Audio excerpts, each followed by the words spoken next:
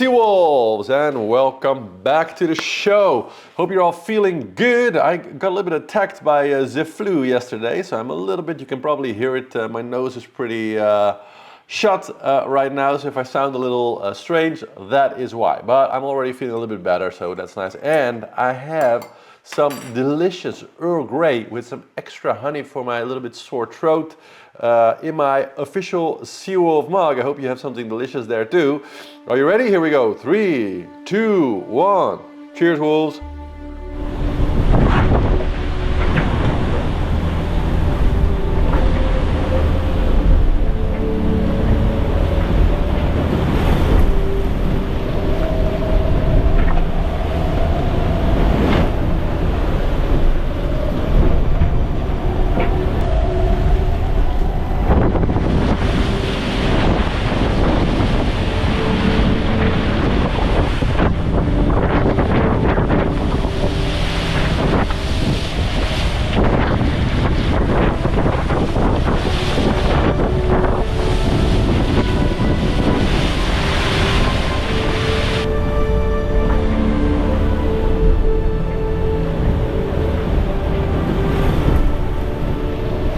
Some beautiful sunsets while wildly sort of foiling on board with Sebastian Simone there. Wonderful images.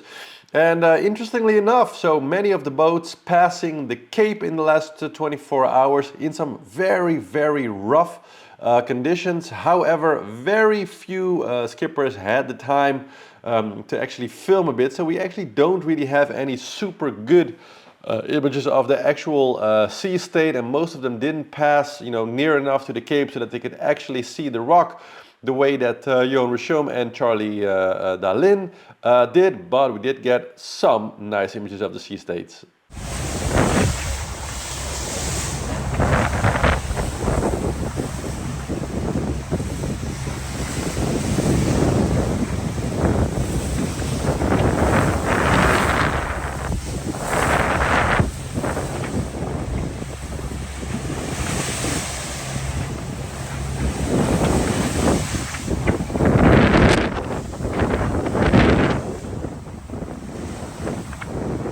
Yeah, some pretty mountainous waves on board there with Sam Davis, and a little bit more back in the fleet. Clarice Kramer also showed us kind of the situation around her L'Occitane.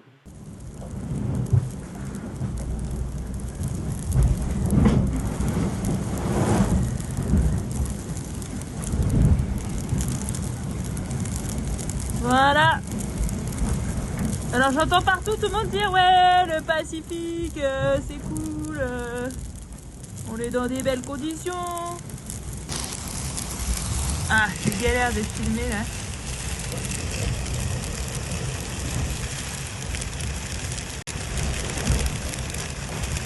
Et voilà. Ah, là on voit bien la neige là. Hop. Yeah, some pretty bad hailstorms and big waves for them as well. And a little bit further in the back we had Ollie on board of TotGut, who, if you saw the weather prediction yesterday, he was going through some epic storms, and turned out he had 50 plus knots winds. Here, take a look. Hello everyone, it's Ollie on day 49 of the Vendeeglobe on board TotGut. It's the morning after the storm. Last night was very, very tricky. I think it was the most intense night I've spent so far during the Vendeeglobe. I had winds in the high 50s and quite big waves, 7.5 meter waves, but side on. So it was very uncomfortable and quite stressful. But now the sun is out. I'm wearing my sunglasses for the first time in a long time. Also, what's interesting is I looked at the long-term forecast until Cape Horn in 14 days, and this might have been the last major depression to go through, so that makes me quite happy. But I just want to quickly show you the waves and the surrounding here. It is absolutely stunning. It's such a wild and intense place.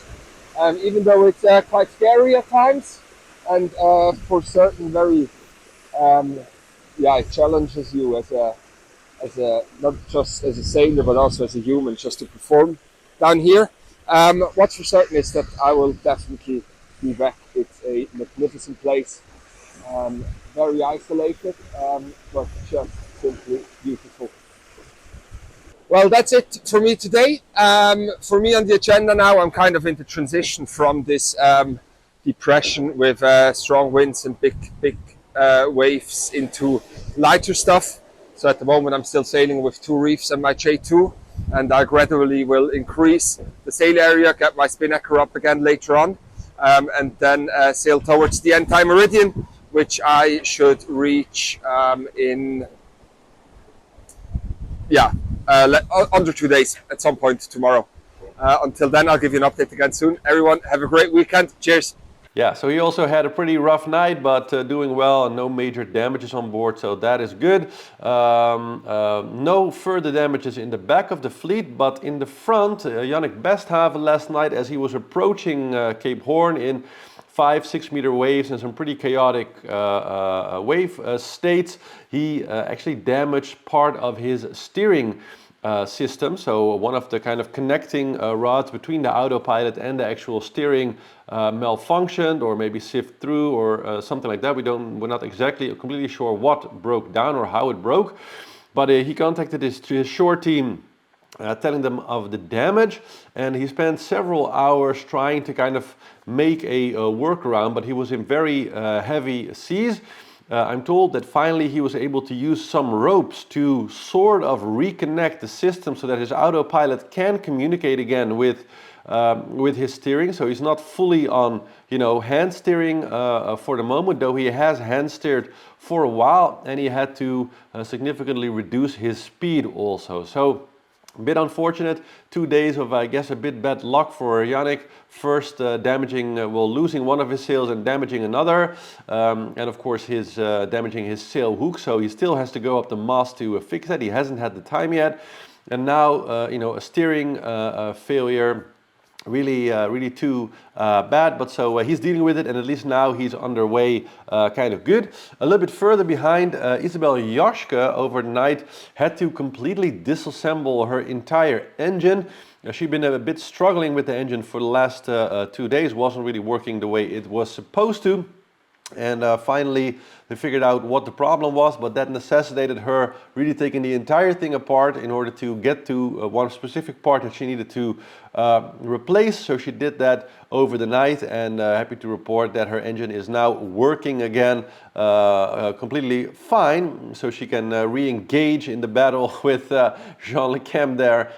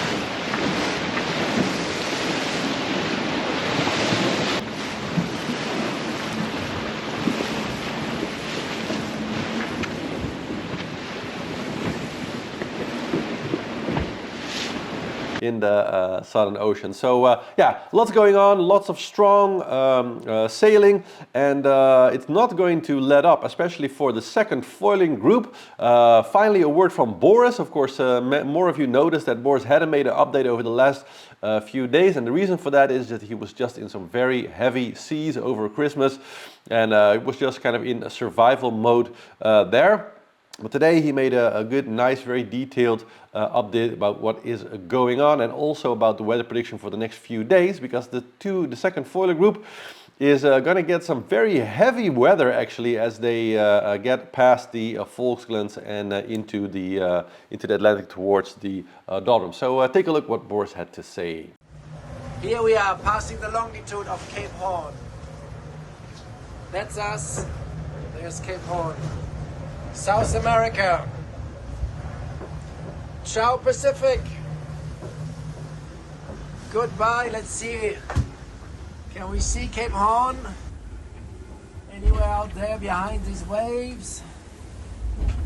The spray, the fog and the cold.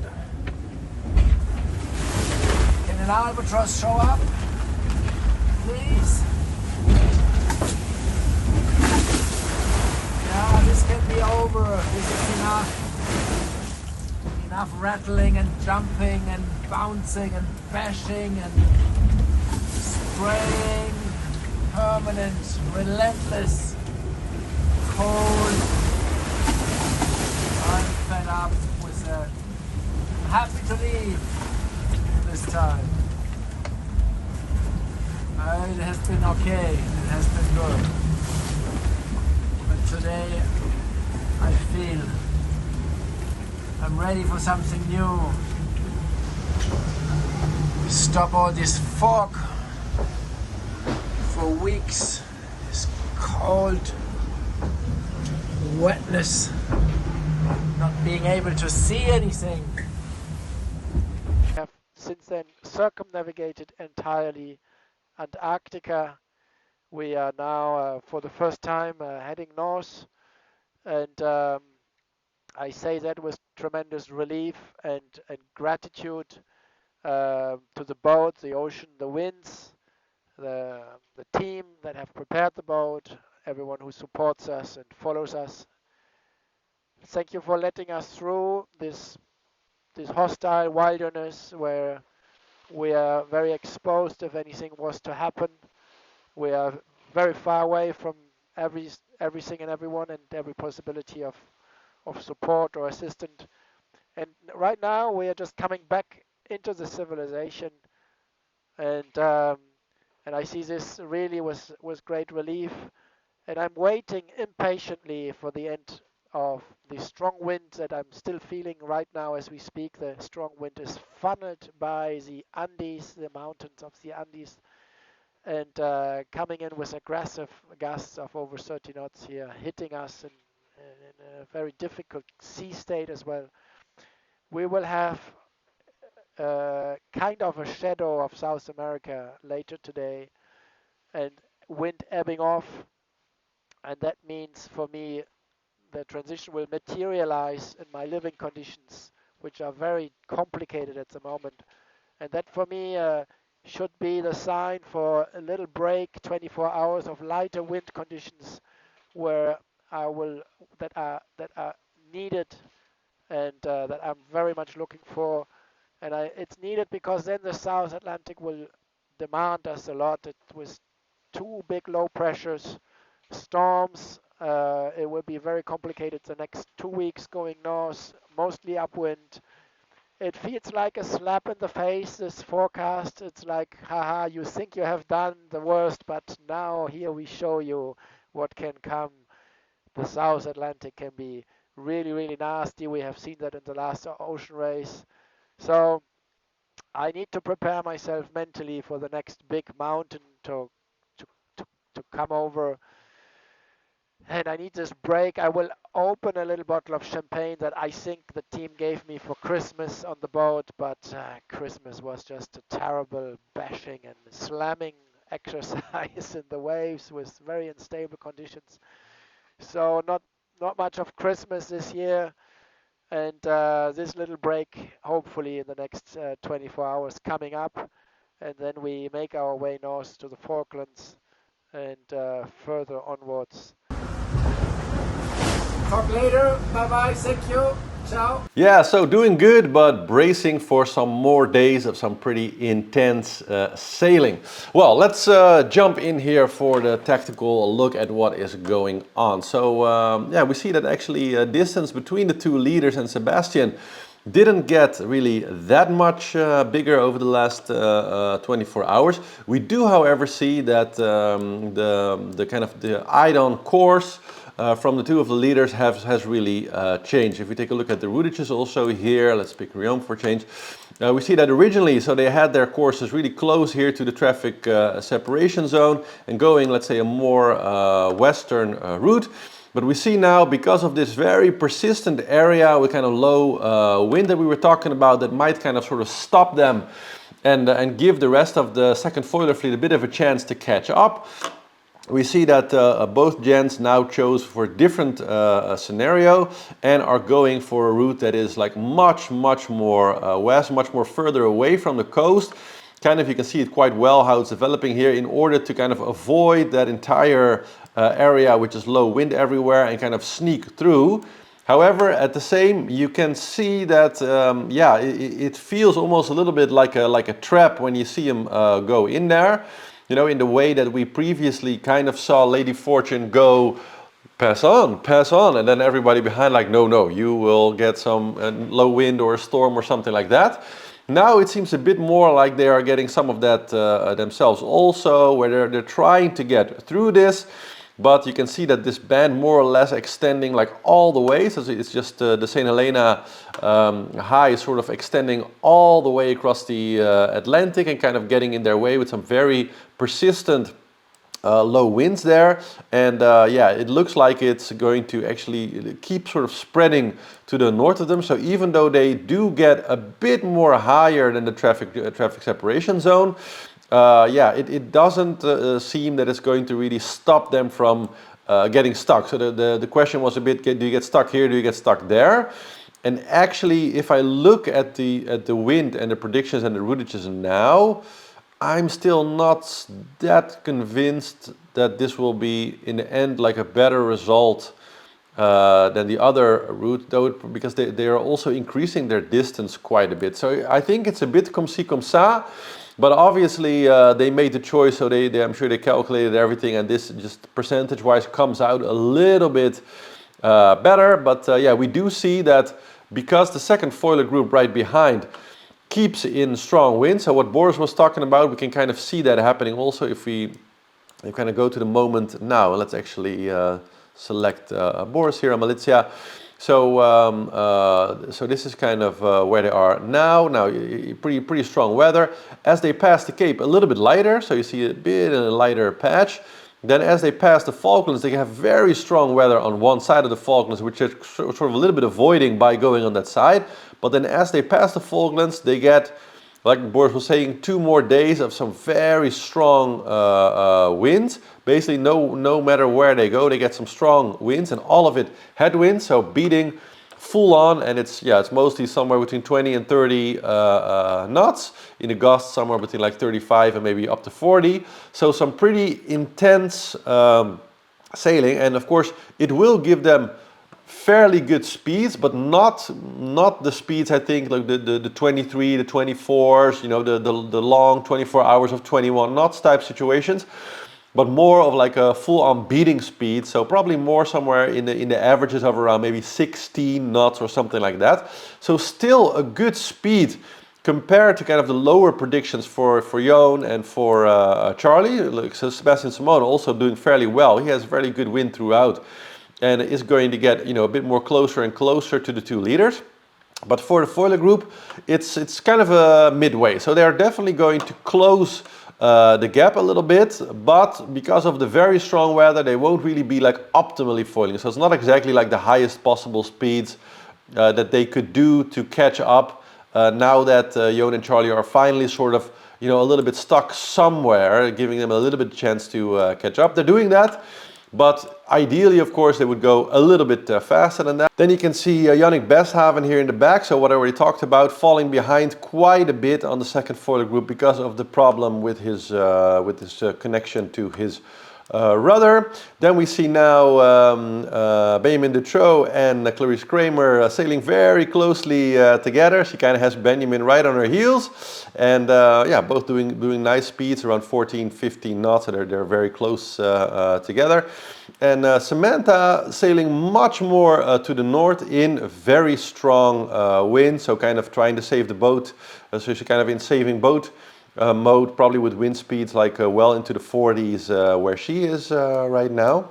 Then behind there we have Roman Athanasio, of course. We have Damien Seguin. We have here the group with Jean Lecam, and unsurprisingly, of course, to all of us, Jean still firmly in the lead of that group. So position-wise, nothing really much has changed from yesterday. They're like very much still in a similar kind of configuration. Of course, we do know that Issabelle Yoschke kind of fixed her engine issues now. So that's one thing that like changed at least like a little bit. Then we see that the group here kind of with Conrad, of course, majorly in the front, Benjamin Ferré and Sebastian Marcet. But here in the end we can see Conrad, who actually didn't come in last in the group. So he actually did manage to stay ahead of Kajiro Shirishi, and I think actually also Garrick Soudet, so a freelance, he's been able to sort of stay in front of him, so kind of right next to Eric Bayon and also Arno Bozzeri is kind of in the mix there. So yeah, pretty like not the worst result at all for Conrad. And we see that actually Violet over the last 24 hours made kind of a nice gain. She was going to be a bit more to the south. Yesterday she was more sort of in the middle of this group, and now she actually moving up a little bit, sort of right next to Louis Duke now in position 25. So very good result over the last 24 hours for her. So that's pretty cool. Then TotGut. So yeah, the bad weather that he was in sort of a few hours ago. So this was kind of where he was, and this is now where he is. So he's very happy, as you also saw in the video update, to be in a bit more calmer situation, able to get back to a little bit bigger sails and a little bit more comfort. So good on Ollie there. And then we see kind of more towards the end, we have of course Antoine Cornac, we have Jean Jou, and all the way in the end we have Frederick Modeo, Manuel Cosin, and Dennis van Wijnberg, who is now sort of halfway to Australia. So again, the spread still incredibly large. Some people still barely past Cape Lewin, while the rest is now actually well into the Southern Atlantic already. So a pretty crazy spread. But that's it for the tactical update for today. So I hope you have an amazing few last days towards the end of this year here today. And I'll see you in 24 hours. Ciao, ciao.